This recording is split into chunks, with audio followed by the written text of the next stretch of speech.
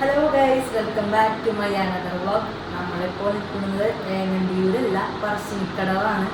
പറശ്ശിനിക്കടവ് തൊഴാനായിട്ട് വന്നിരിക്കുകയാണ്. പക്ഷെ ഇപ്പോൾ സമയം രാത്രിയായി. നമ്മളെത്തുമ്പോൾ നാളെയാണ് തൊഴാനായിട്ട് ഇറങ്ങുക. അവിടെ ഹോട്ടലിൽ റൂം എടുത്തിരിക്കുകയാണ്. അപ്പോൾ ഇനി നമുക്ക് പറശ്ശിനിക്കടവ് വിശേഷങ്ങൾ കുറച്ച് കാണാം കേട്ടോ. റൂം കാണിച്ചു തരാം.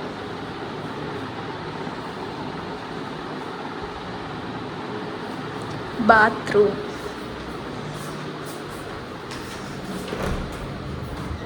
അടിപൊളി ബാത്റൂമാ. ഒരു ചെറിയ കബോർഡുണ്ട് നമുക്ക് സാധനങ്ങളൊക്കെ വെക്കാനായിട്ട്. നമ്മളിപ്പോൾ ഒരു നൈറ്റിന് വേണ്ടിയിട്ടാണ് ഇരിക്കുന്നത്. നമ്മൾ ഭക്ഷണം കഴിക്കാനായിട്ട് ഇറങ്ങിയിരിക്കട്ടാ.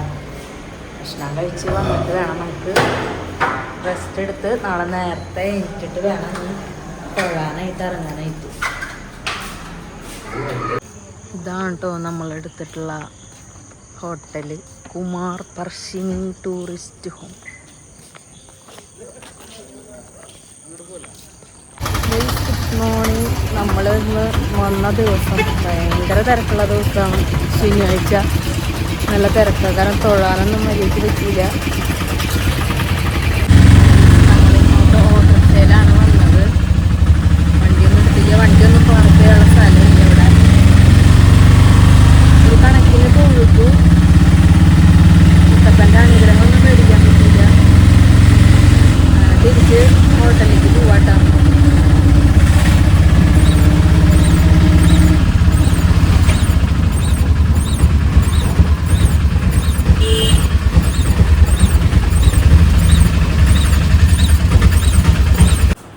ഗൈസ്, ഭയങ്കര തിരക്കായിരുന്നു കേട്ടോ അമ്പലത്തിൽ. എളുപ്പമല്ല.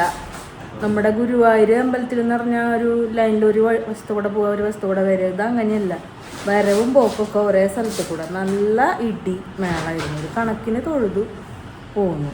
മുത്തപ്പൻ്റെ അനുഗ്രഹം ഒന്നും മേടിക്കാൻ പറ്റിയില്ല. പിന്നെ ഏതെങ്കിലും കാലത്ത് വരുമ്പോൾ അനുഗ്രഹം മേടിക്കാൻ പറ്റുമെന്ന് വിചാരിക്കും. ഗൈസ്, നമ്മളങ്ങനെ ഹോട്ടലിൽ നിന്ന് ഇറങ്ങിയിട്ട. ഇനിയിപ്പോൾ അടുത്തൊരു ഫ്രണ്ട് ഉണ്ട്, ഹസ്ബൻഡിൻ്റെ ആളുടെ വീട്ടിലേക്ക് പോയിട്ട് അങ്ങനെ തന്നെ നമ്മൾ വേറെ അമ്പലത്തിലേക്ക് ഉള്ള പോക്കാണ്.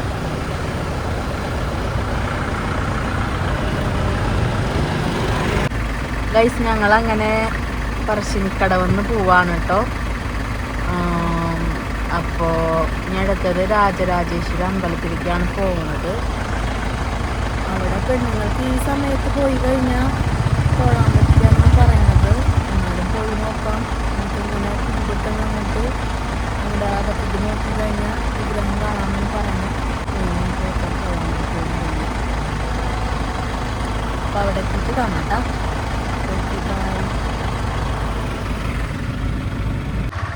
നമ്മൾ രാജരാജേശ്വരി അമ്പലത്തിൽ എത്തിയിട്ടുണ്ട് കേട്ടോ.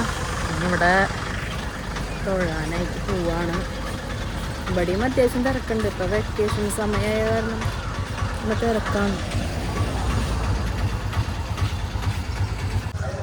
നമ്മൾ അമ്പലത്തിലെത്തിയിട്ട് കണ്ട ഒരു പ്രത്യേക അമ്പലമാണ്. അത് ശിവൻ്റെ അമ്പലമാണ്. രാജരാജേശ്വര എന്നാണ്, രാജേശ്വരി അല്ല.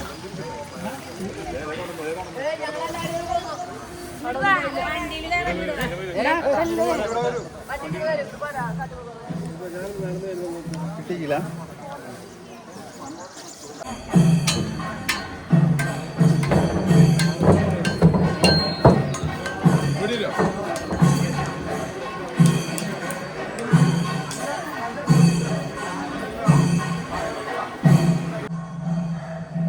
ഇപ്പോൾ സ്ത്രീകൾക്ക് പ്രവേശനമില്ല എന്ന് അവിടെ എഴുതി വെച്ചിട്ടുണ്ട്. എന്നാലും കുമ്പിട്ട് നിന്നിട്ട് അതിൽ അങ്ങോട്ട് തൊഴാൻ പറ്റുമോ നോക്കാം. ശിവനും പാർവതിയും തല്ലൂട്ടിരിക്കണ സമയമാണ് പറഞ്ഞത്. അത് കാരണമാണ് പെണ്ണുങ്ങൾക്ക് അകത്തേക്ക് കയറാൻ പറ്റാത്തത്.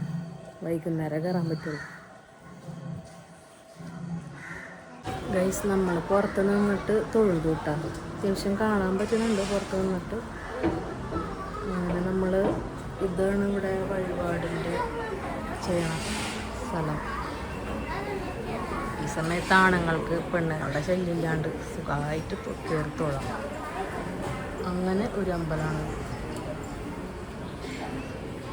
അത്താഴപൂജയ്ക്ക് ശേഷം മാത്രമേ ഇവിടെ പെണ്ണുങ്ങൾക്ക് കയറി തൊഴാൻ പറ്റുള്ളൂ. പക്ഷെ നല്ല ഇഷ്ടംപോലെ പെണ്ണുങ്ങളുണ്ട് കേട്ടോ. വൃക്ഷമുത്തശ്ശിയാണ് കേട്ടോ അത്. എന്താ നോക്കല്ലേ.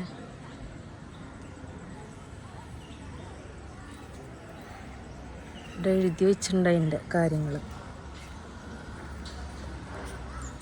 കേരള വനം വകുപ്പിൻ്റെ സാമൂഹ്യ വനവൽക്കരണ വിഭാഗം 2011 വൃക്ഷമുത്തശ്ശി പട്ടം നൽകി അംഗീകരിച്ച 900 വർഷത്തോളം പഴക്കമുള്ള വൃക്ഷമാണത്. ഏഴിലം പാലയാണ് പ്രധാന വൃക്ഷം. അതിൽ അത്തിയുണ്ട്, എള്, അരയാല്, പേരാല്, ദന്തപ്പാല ഒക്കെ ഉണ്ട് ഇതിൽ.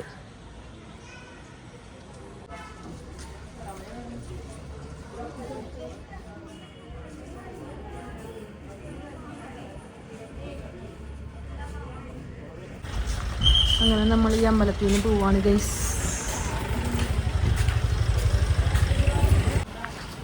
അങ്ങനെ നമ്മൾ ഈ അമ്പലത്തിൽ നിന്ന് പോകുന്നു കേട്ടോ ഗൈസ്.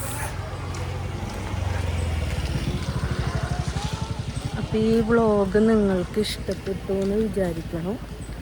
ഇനി നമ്മൾ മൂകാംബികയ്ക്കാണ് പോണത്. ഈ വ്ളോഗ് ഇവിടെ അവസാനിച്ചു. ഈ വ്ളോഗ് എല്ലാവർക്കും ഇഷ്ടപ്പെട്ടു എന്ന് വിചാരിക്കണം. അപ്പോൾ അടുത്ത വീഡിയോയുമായി വരാം. അപ്പോൾ ഓക്കെ, ബൈ.